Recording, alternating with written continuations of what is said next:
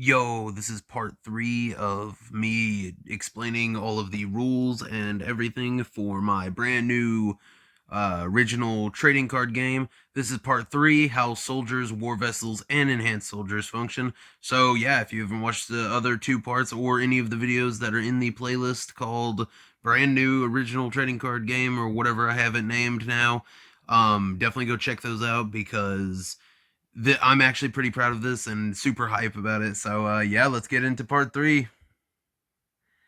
How soldier cards function. A soldier card will a oh my god. Okay, I'm getting too ahead of myself. Sorry about that.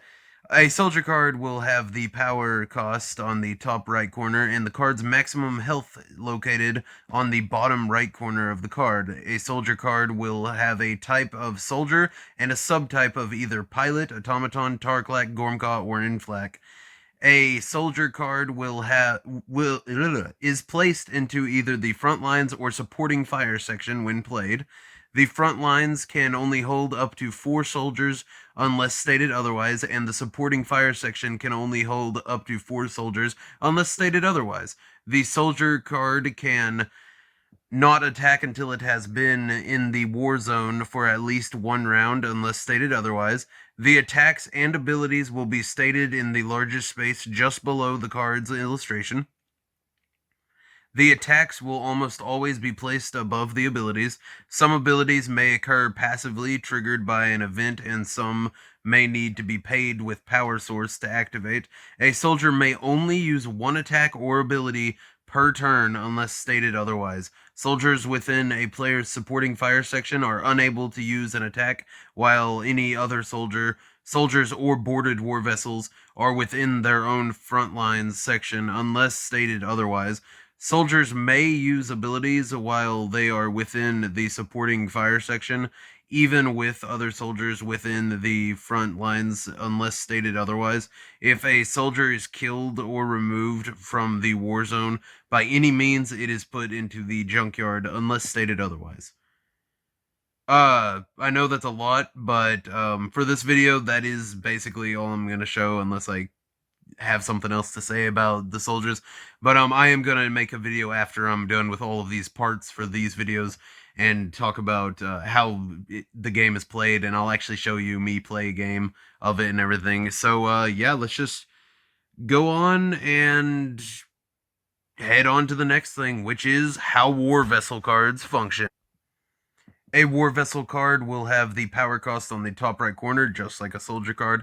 A war vessel is placed into the war vessel zone when it is played. The war vessel zone can hold up to 2 war vessels in the front lines and up to 2 in the supporting fire section, unless stated otherwise. A war vessel card will have the card's maximum health located on the bottom right corner of the card. A war vessel card will have a board cost which shows how many pilots it takes for the war vessel to be activated and the amount of pilots that can be aboard the war vessel at any given time. This will be located in the space containing the attacks and abilities and will always be located above the attacks and abilities. There can only be 1 pilot within a war vessel at a time unless stated otherwise. War vessels cannot be attacked if not boarded or activated.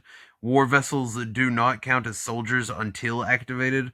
War vessels can only be boarded by the pilot type unless it is stated otherwise. While the driving character or characters are within the war vessel, their abilities and weapons cannot activate. Yeah, their attacks, abilities, and weapons and all that cannot activate. While the driving character is aboard the war vessel, while the driving character is aboard the war vessel, the driving character and the war vessel share the same space within the war zone. The war vessel can only activate its abilities once the correct amount of characters are within it, if the correct amount isn't just one. A war vessel does not become a soldier until it is boarding. its boarding requirements are met. Once activated, a war vessel acts exactly as a soldier card would until it is unboarded, in which case it will become a non-soldier war vessel once again. If a war vessel is destroyed, any driving character within it are destroyed. A driving character can exit a war vessel on the owner's turn for the same amount used to board the character, unless another card says otherwise. If there are no spaces free within the front lines or supporting fire section, the unboarded soldier is sent to the junkyard. Once the driving character has exited the war vessel, they return to being a normal non-driving card. And if there are free spaces whenever they unboard on your turn, obviously they go to whatever space you want them to go to if it's free. Moving on to board. Boarding a war vessel card costs power and puts the driving character into the war vessel, making their own abilities unusable. While within a war vessel, the driving character cannot use their own abilities or be directly attacked by others' abilities. So the war vessel must instead be attacked directly. And then eject. Ejecting allows characters to driving a war vessel to exit the war vessel as it is destroyed and avoid being killed alongside the war vessel. Only certain cards will have an eject cost on them. Those are the only cards able to eject unless another card says otherwise. If there are no spaces free within the front lines or supporting fire section, the ejected character is sent to the junkyard. So it's just like unboarding on your turn, except it's at any time. Like even whenever it's being attacked and about to die, you can just pay the eject cost and get out, just so that that one doesn't die. How enhanced soldier cards function. An enhanced soldier card follows the same template and functions as a normal soldier card, with minor differences. Its energy, attack, and ability cost will be higher than a normal soldier's, and its health and attack damage will be much higher as well. They'll have a type of enhanced soldier and a subtype of either pilot, automaton, Tarklak, Gormkaw, Inflek, or apparatus. An enhanced soldier apparatus does not have the need to be boarded to be activated and acts as any other enhanced soldier. An enhanced soldier type is the only type that can be placed into the general's quarters while playing a game in the general's war game mode.